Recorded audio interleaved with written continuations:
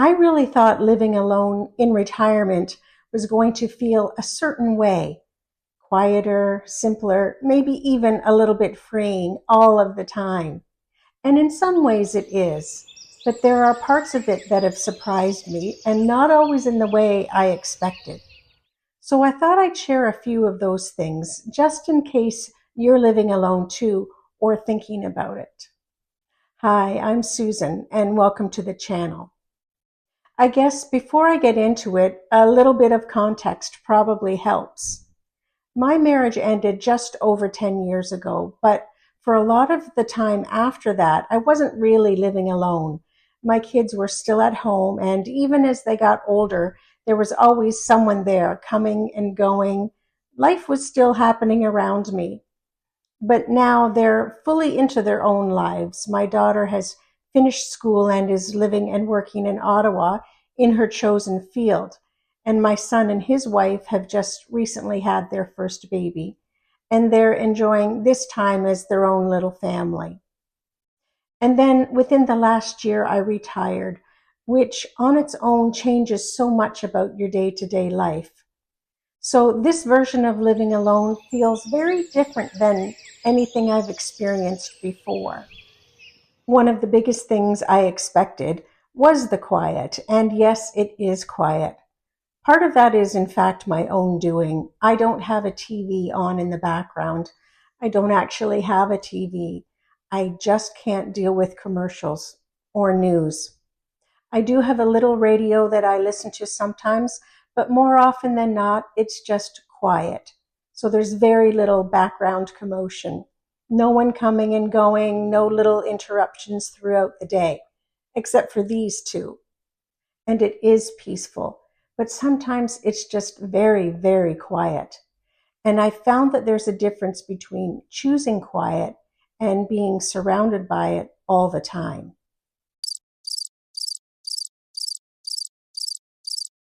Another thing I really thought I'd love was the freedom. And don't get me wrong, there is a lot of freedom in living alone.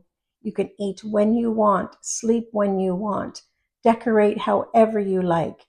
There's no one to answer to.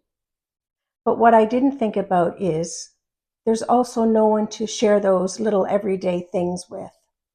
No one to say, hey, look at this, or what do you think about that?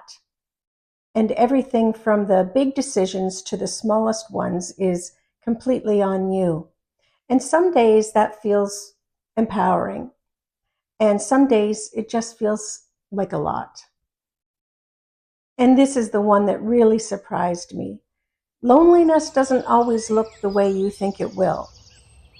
I think I assumed that if I ever felt lonely, it would be obvious. But it's not always like that. Sometimes it just shows up quietly in little moments, like when something happens and you instinctively want to tell someone, and there's no one right there. Or when the day ends and it's just you.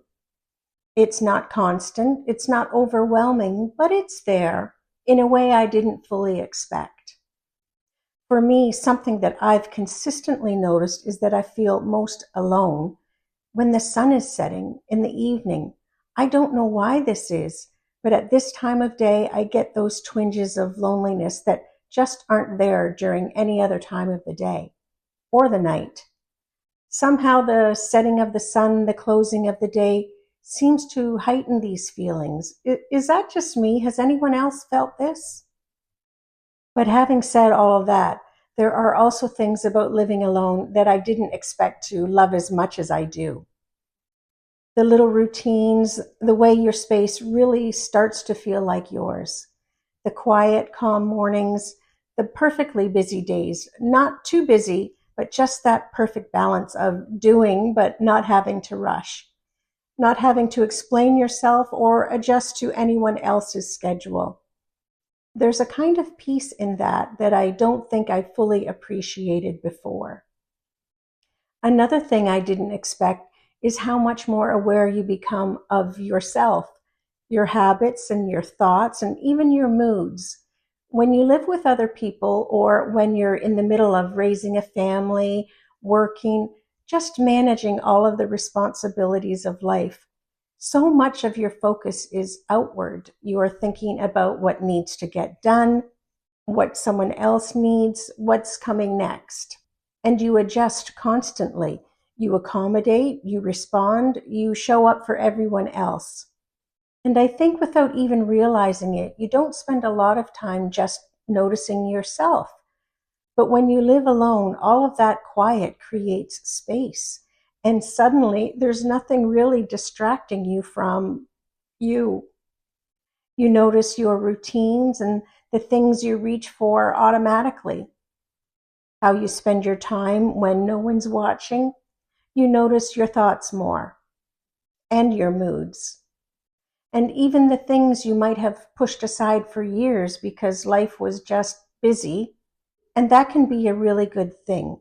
There's a kind of clarity in it, but it can also feel a little uncomfortable at times because you don't have those distractions anymore. It is just you getting to know yourself in a different way.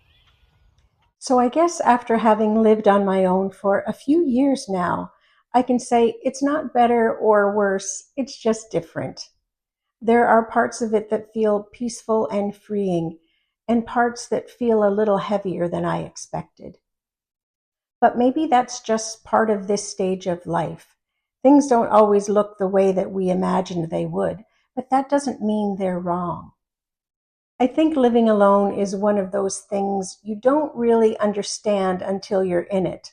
Just like so many other stages in life, like when you get married or have kids or move away from family or totally change your whole trajectory in your life. People can tell you all about it and give you all the advice in the world. And you can think you're prepared, but even then, it keeps surprising you. If you're living alone too, I'd really love to know, did it feel the way you expected, or did anything surprise you? And for those of you who always so kindly ask how the kitties are doing, they are doing so great. Baby has become the ultimate lap kitty. As soon as I'm sitting anywhere, she feels it's her job to come and sit on me. She'll read with me, do computer work with me, morning devotions. She's all over me like white on rice.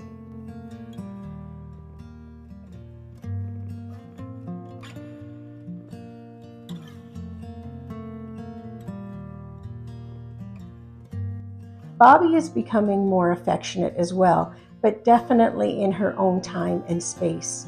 She prefers to watch from a little bit of a distance. Fortunately, there are far less timeouts for Baby, who was in the habit of sometimes playing a little too rough, or not reading the room and realizing Bobby was finished playing. But they do love playing together. WrestleMania season has officially started. Thank you for spending this time with me. I appreciate you. Until next time, take care.